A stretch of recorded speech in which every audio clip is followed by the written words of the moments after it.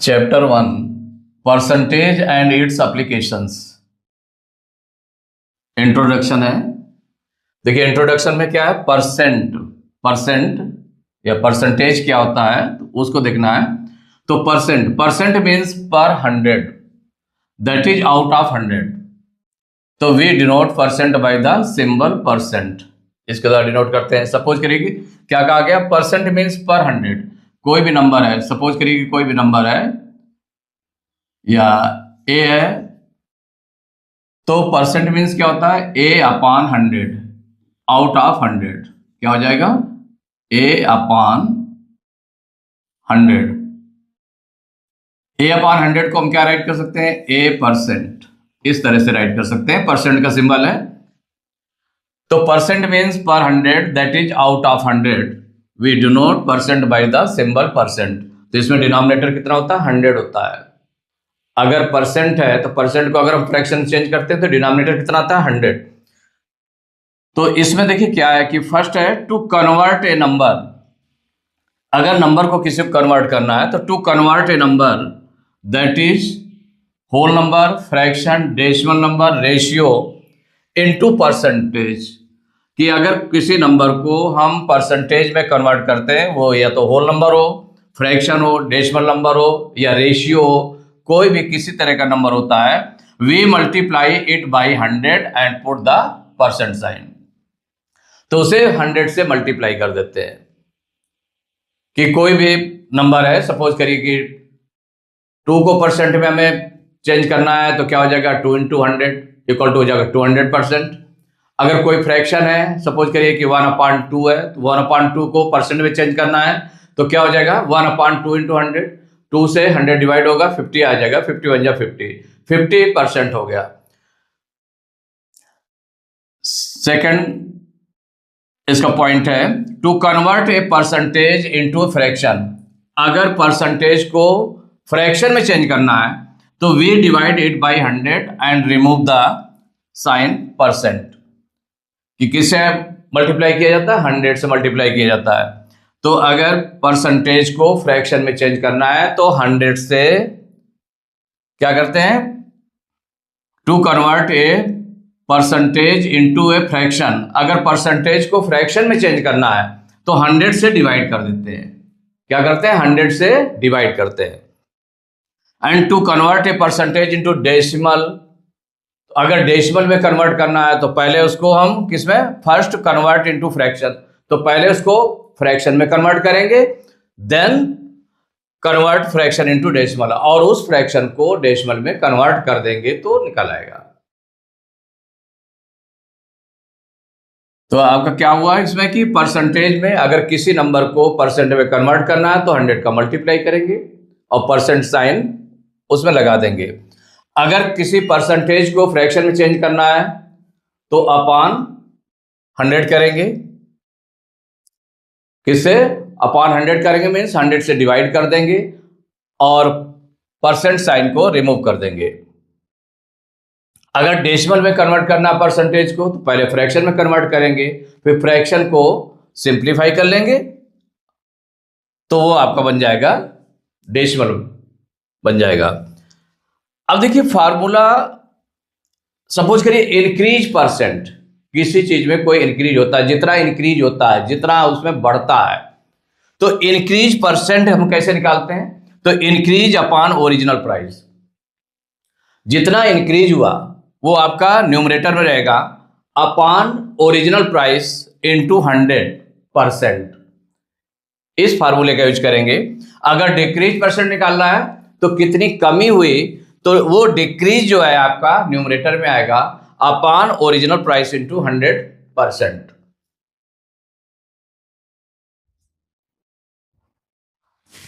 अब देखिए इंट्रोडक्शन है प्रॉफिट एंड लॉस का।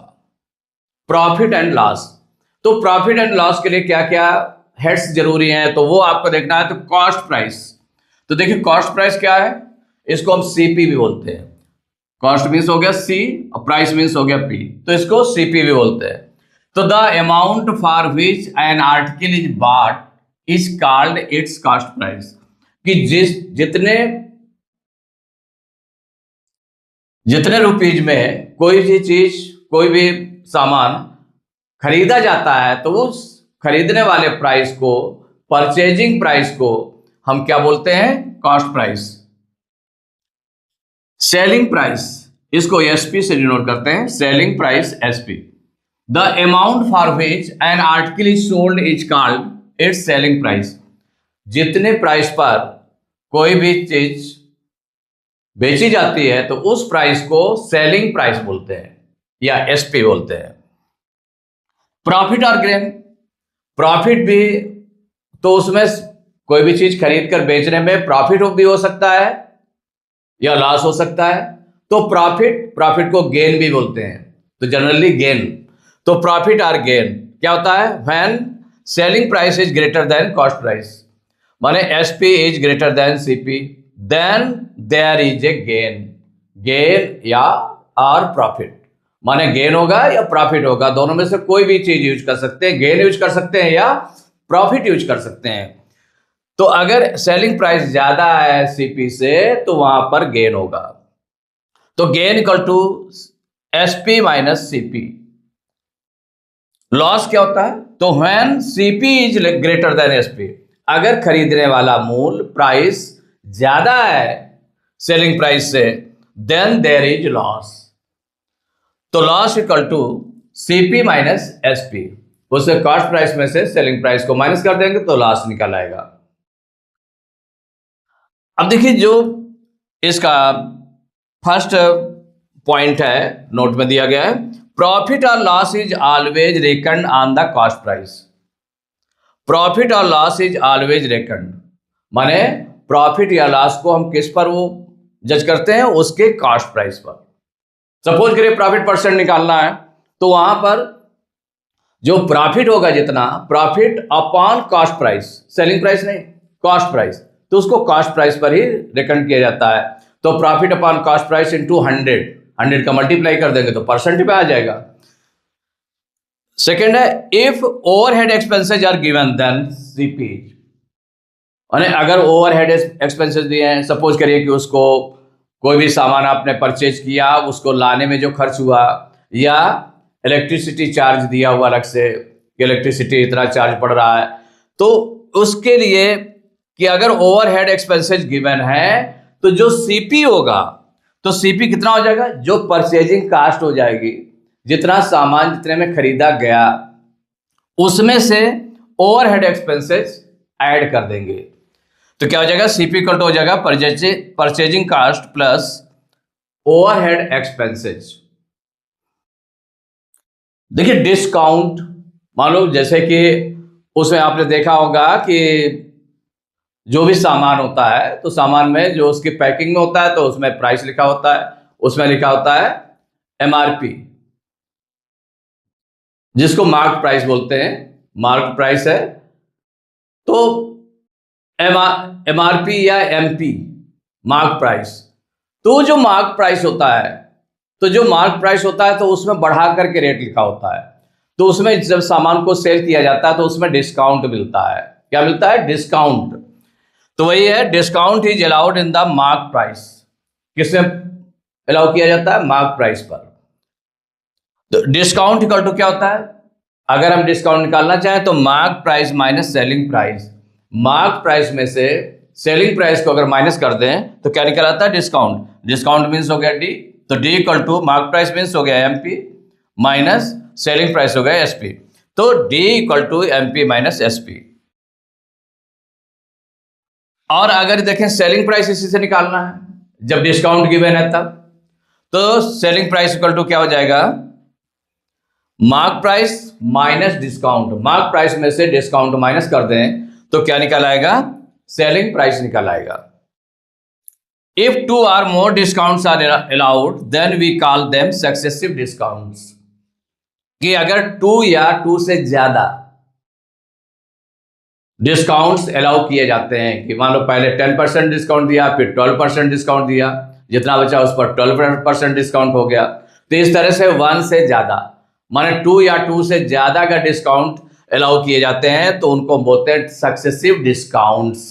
क्या कहते हैं? Successive discounts.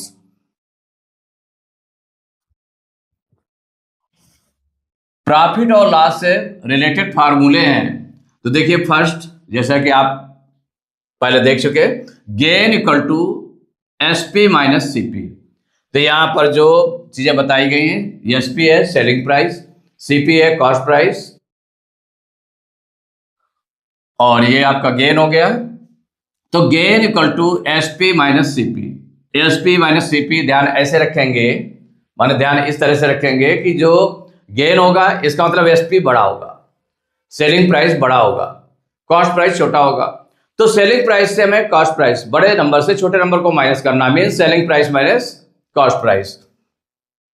तो गेन इक्वल टू हो जाएगा एसपी माइनस सीपी। अगर गेन परसेंट निकालना है तो गेन अपान सीपी। ये किस पर रेकन किया जाता है? सीपी पर, इसीलिए सीपी लिखा होता है अपान में। तो गेन अपान सीपी इंटू 100% में निकालना है, इसलिए मल्टीप्लाई 100 कर दिया, इतने परसेंट हो जाएगा। लॉस इक्वल टू था सीपी माइनस एसपी। ये सीपी माइनस एसपी क्यों होता है लॉस? क्योंकि यहां पर सीपी बड़ा होता है एसपी से। तो लॉस इक्वल टू हो गया सीपी माइनस एसपी। तो loss percent equal to loss upon CP into 100%। अब नेक्स्ट है आपका when gain is given then. अगर गेन गिवन है, गेन रुपीज में गिवन है, सपोज करिए, परसेंट में नहीं, गेन रुपीज में गिवन है, तो उस समय सीपी इक्वल टू क्या हो जाएगा? जब गेन हो रहा है इसका मतलब सीपी कम होगा, किससे? एसपी से। तो सीपी इक्वल टू हो जाएगा SP minus gain, SP minus gain. और एसपी कितना हो जाएगा? तो जब गेन हो रहा है तो इसका मतलब एसपी सीपी से बड़ा होगा, मीन्स एसपी इक्वल टू हो जाएगा सीपी प्लस गेन। इसी तरह से आप ध्यान में रखते हैं इसको।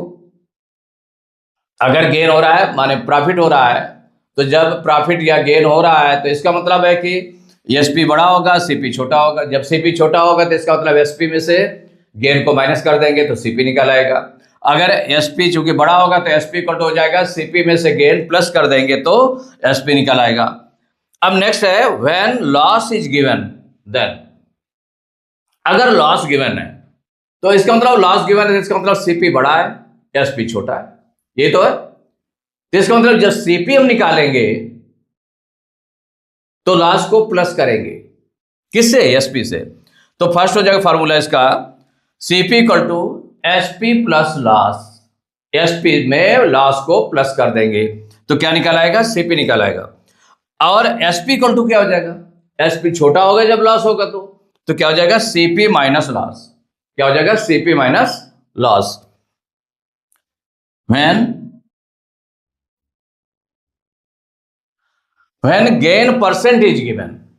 अब परसेंट में देखिए दिया है, अभी रुपीज में गिवन था, अब परसेंट में दिया है। तो when gain percent is given then first है आपका सीपी इक्वल टू, सीपी क्या हो जाएगा? सीपी हो जाएगा 100 upon 100 plus gain percent into SP. 100 रखा, अपान में 100 प्लस जो गेन परसेंट जितना दिया है उसकी वैल्यू पुट करेंगे यहां पर, तो 100 प्लस गेन परसेंट और फिर into SP. SP equal to क्या हो जाएगा? एसपी इक्वल टू हो जाएगा इसका देखिए एकदम से अपोजिट, 100 प्लस गेन परसेंट। ये अब न्यूमरेटर में आ गया, तो 100 plus gain percent upon 100 into CP. When loss percent is given.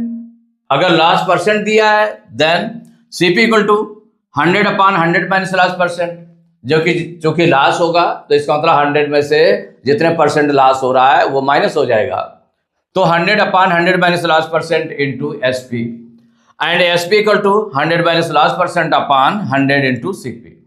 तो इनमें सब में देखा आपने कि जो सीपी है 100 अपान करके आता है 100 माइनस लास्ट परसेंट, और एसपी में 100 माइनस लास्ट परसेंट ऊपर रहेगा अपान 100 इंटू सीपी। इसी तरह से जब गेन परसेंट दिया था तो उसमें सीपी इक्वल टू क्या था? 100 ऊपर था और 100 प्लस गेन परसेंट नीचे था, और इसमें एसपी में 100 प्लस गेन परसेंट ऊपर था और 100 नीचे था।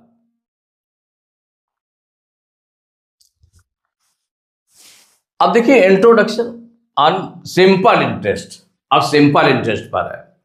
देखिए सिंपल इंटरेस्ट के लिए हमें क्या चाहिए? तो सिंपल इंटरेस्ट अगर निकालना है तो प्रिंसिपल को किससे डिनोट करते हैं? पी से। प्रिंसिपल तो ये P क्या है, या मीन्स प्रिंसिपल क्या है, उसको राइट देखना है। The money borrowed is called the principal or the sum. उसको सम भी बोलते हैं या प्रिंसिपल बोलते हैं। किसको? The money borrowed is called, जितना मनी उधार लिया जाता है या उधार दिया जाता है, तो जितना बारो किया जाता है, जितना उधार लिया जाता है या उधार दिया जाता है, उसको हम बोलते हैं प्रिंसिपल आर सम।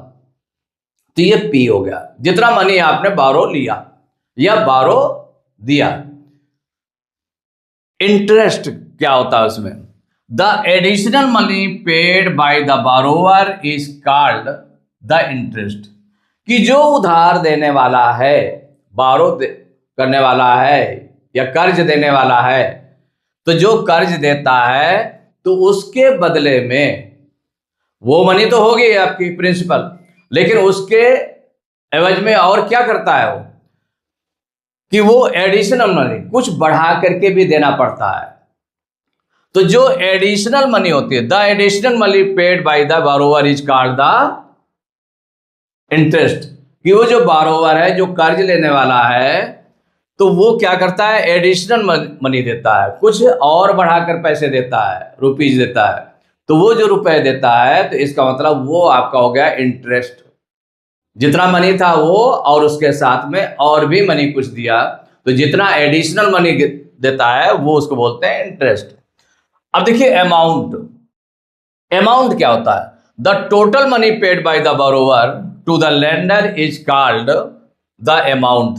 अब टोटल मनी, जिसमें कि जो प्रिंसिपल था उसका और जो इंटरेस्ट था, वो मिलाकर के जो देता है उसको बोलते हैं amount.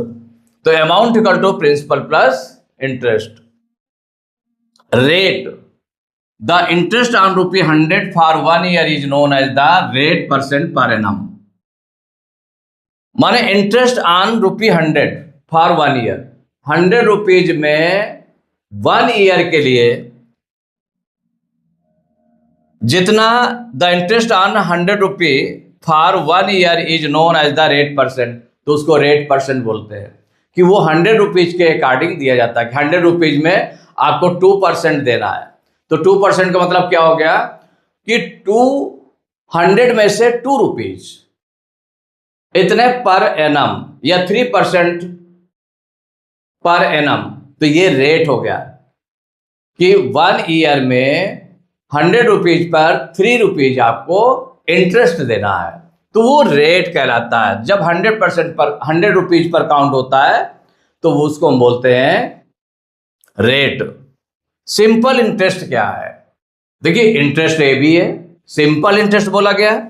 If interest is calculated uniformly on the original principal throughout the loan period, it is called simple interest. माने जितना पूरा लोन पीरियड होता है, कि मान लो 2 इयर्स के लिए हुआ, 3 इयर्स के लिए हुआ, 4 इयर्स के लिए, जितने पीरियड्स के लिए लोन उसने लिया, तो वो जो प्रिंसिपल पर एक ही रेट से, उसी जितना पैसा उधार उसने लिया है, उस पर पूरा जो कैलकुलेशन होता है, तो वो जो इंटरेस्ट बनता है, वो आपका कहलाता है simple interest. Uniformly on the calculated uniformly, एक तरह का होता है इंटरेस्ट। अब देखिए इससे रिलेटेड कुछ फार्मूले हैं। सिंपल इंटरेस्ट इक्वल टू, कैसे निकालते हैं सिंपल इंटरेस्ट को, हम निकालते कैसे हैं? तो देखिए simple interest equal to P into R into T upon 100। P means principal, R means rate of interest, और T मीन्स हो गया टाइम। तो P into R into T upon 100। अब इससे अगर हम देखिए मेन फार्मूला हो गया आपका simple interest equal to P into R into T upon 100। अगर हमें P निकालना है, तो देखिए P निकालने के लिए क्या होगा, 100 का इसमें मल्टीप्लाई हो जाएगा, तो 100 इंटू SI क्रॉस मल्टीप्लाई करें, और रेट और टाइम जो है इसमें अपान में आ गया। तो P इक्वल टू हो गया 100 इंटू SI अपान R इंटू टी। इसी फार्मूले से निकला हुआ है। अगर सपोज करिए R निकालना है, तो R इक्वल टू हो जाएगा 100 into SI upon P into T. T equal to क्या हो जाएगा, टी इक्वल टू हो जाएगा S I into 100 means 100 into S I upon P into R. और अमाउंट, अमाउंट क्या हो जाएगा, पी प्लस एस आई, माने प्रिंसिपल और जो सिंपल इंटरेस्ट होगा दोनों को ऐड कर देंगे तो क्या निकल आएगा, amount. Amount equal to P plus S I. तो यहां पर where P equal to principal, R equal to rate of interest, T equal to time and S I equal to simple interest.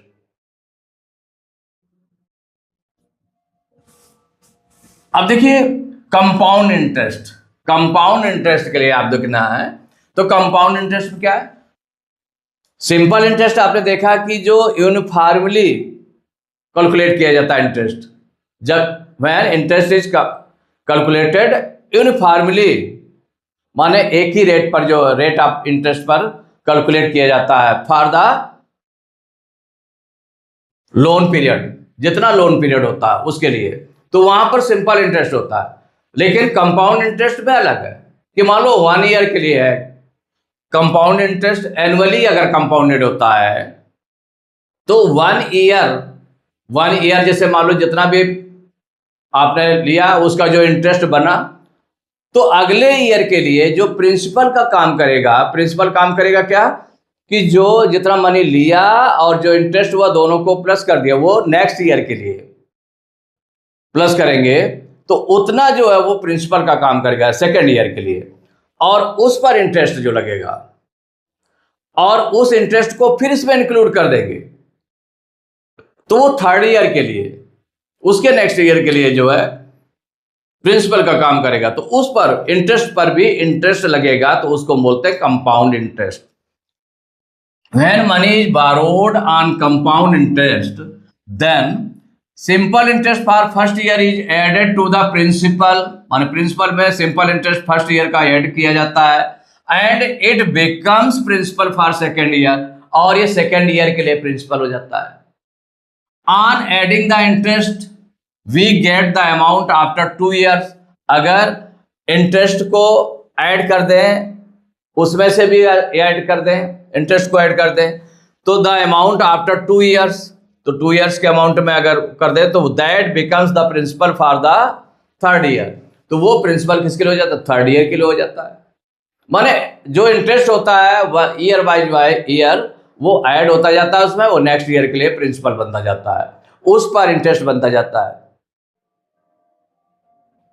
And so on, माने ऐसे ही चलता जाता है। तो ये आपका कंपाउंड इंटरेस्ट होता है। अब इसके लिए फार्मूले जैसे हैं तो देखिए, अब if principal equal to P, principal को किससे डिनोट करते हैं, पी से, रेट को R% से और टाइम को T से, देन अमाउंट आफ्टर 1 ईयर, अगर अमाउंट आफ्टर 1 ईयर देखें तो P into in bracket 1 plus R upon 100, 1 अलग है प्लस R अपॉन 100, ये 1 ईयर के लिए क्या हो गया, अमाउंट हो गया। ये अमाउंट का फार्मूला है, अमाउंट आफ्टर 1 ईयर, अमाउंट जिसमें इंटरेस्ट इंक्लूड है। अमाउंट आफ्टर 2 ईयर्स क्या हो जाएगा, तो 2 ईयर्स के लिए देखिए जो P है, P इंटू 1 ब्रैकेट में 1 plus R upon 100 into next bracket में 1 प्लस R अपॉन 100, माने 1 ईयर के लिए और 1 ईयर के लिए हो गया, तो 2 ईयर्स के लिए भी हो गया। अगर 3 ईयर्स के लिए है तो amount after 3 years equal to क्या हो जाएगा, तो P into 1 plus R upon 100 into 1 plus R upon 100 into 1 plus R upon 100 and so on. जितने ईयर्स के लिए कहा उतने बार इसको मल्टीप्लाई में लिख दिया गया, 1 plus R upon 100, 1 plus R upon 100। तो इसको सिंपली हम कैसे राइट कर सकते हैं, तो we can write it in such a way. कैसे राइट कर सकते हैं, तो इसको देख लें।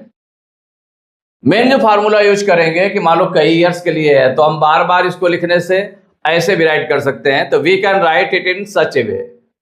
फर्स्ट है A equal to P into in bracket 1 plus R upon 100 whole power n, P into in bracket 1 plus R upon 100 power n।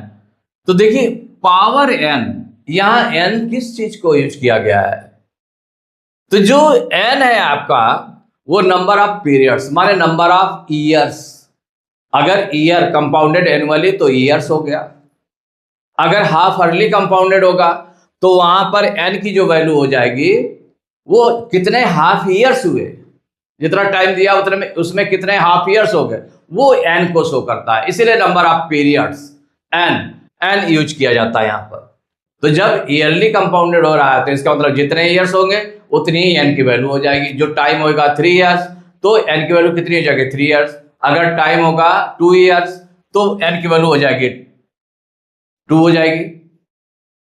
और अगर सपोज करिए कि उसमें हाफ अर्ली कंपाउंडेड होता है, हाफ अर्ली कंपाउंडेड, तो जो मान लो 1 ईयर आपका दिया होता तो 1 ईयर में कितनी हाफ अर्ली हो जाती 2, तो एन की वैल्यू आ जाती वहां पर 2 आ जाती है। एन की वैल्यू कितनी आ जाती 2 आ जाती वहां पर।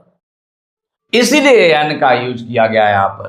तो A equal to P into 1 plus R per 100 power N, ये आपका एक ही फार्मूला यही है।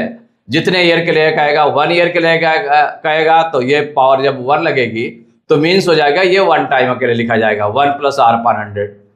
अगर 2 पावर होगी तो इसको हम कितने टाइम्स 2 टाइम्स राइट कर देंगे जब एक्सपेंड करेंगे। और जब अगर पावर 3 होगी तो वहां पर इसको 3 टाइम्स एक्सपेंड कर दिया जाएगा, मल्टीप्लाई में हो जाएगा।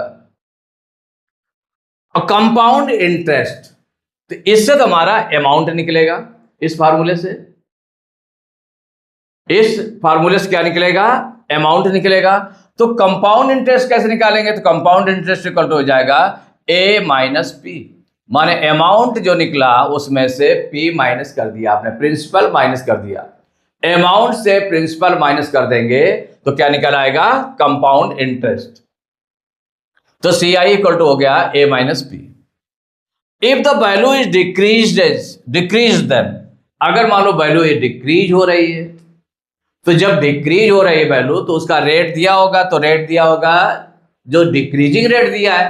तो जब डिक्रीजिंग रेट दिया है तो इट मीन्स हो गया कि जो रेट है वो माइनस में रहेगा वहां पर। तो जैसे जो फार्मूला आपका ये है 1 प्लस आर अपान 100 है, तो वहां पर हो जाएगा 1 माइनस आर अपान 100 हो जाएगा, क्योंकि रेट किस में हो जाएगा, माइनस में हो जाएगा। तो A equal to P into 1 minus R upon 100 power N. If the value is decreased, माने वैल्यू डिक्रीज हो रही है, तो इसका मतलब रेट जो होगा डिक्रीजिंग रेट हो जाएगा। तो डिक्रीजिंग रेट किस में रहेगा, माइनस में रहेगा। इंक्रीजिंग रेट किस में रहेगा, प्लस में रहेगा। थर्ड है if the rates are different for different years such as R1 R2 R3। अगर मान लो कई ईयर्स के लिए, हर ईयर के लिए, फर्स्ट ईयर के लिए उसने बता दिया R1 रेट है, माने वो रेट अलग है। सेकेंड ईयर के लिए रेट अलग है, थर्ड ईयर के लिए रेट अलग है।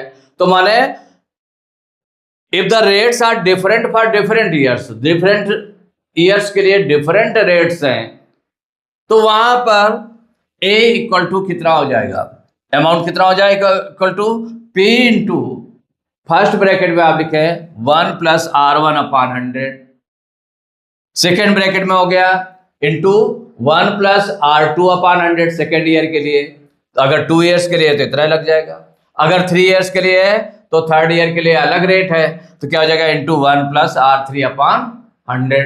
माने जितने ईयर्स के लिए अलग अलग रेट है तो उनको मल्टीप्लाई में इस तरह से हम लिखते जाएंगे। अगर उसमें सपोज करिए इसी में से अगर रेट्स डिफरेंट है लेकिन कोई डिक्रीजिंग रेट है, कोई उसमें इंक्रीजिंग रेट है, माने कई ईयर्स के लिए 3 ईयर्स के लिए दिया हुआ है, उसमें से कोई डिक्रीजिंग रेट है और कोई इंक्रीजिंग रेट है, तो जो डिक्रीजिंग रेट होगा वहां पर प्लस में आ जाएगा ब्रैकेट में। माने R1 जैसे सपोज करिए इंक्रीजिंग रेट है तो ये 1 प्लस R1 अपान 100 आ गया। अगर R2 आपका सेकेंड ईयर का डिक्रीजिंग रेट है तो वहां पर 1 माइनस R2 अपान 100 आ जाएगा, और ये इंक्रीजिंग रेट है तो 1 प्लस R3 अपान 100 आ गया।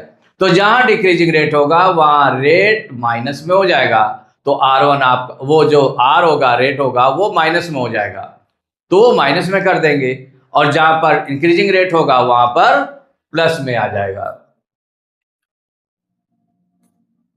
For depreciation rate is used in minus, माने डिप्रिसिएशन रेट अगर है तो उसमें माइनस का यूज करते हैं।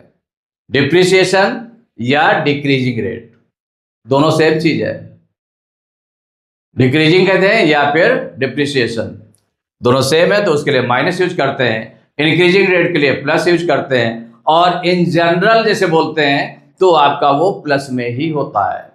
किसमें होता है? वो प्लस में होता है।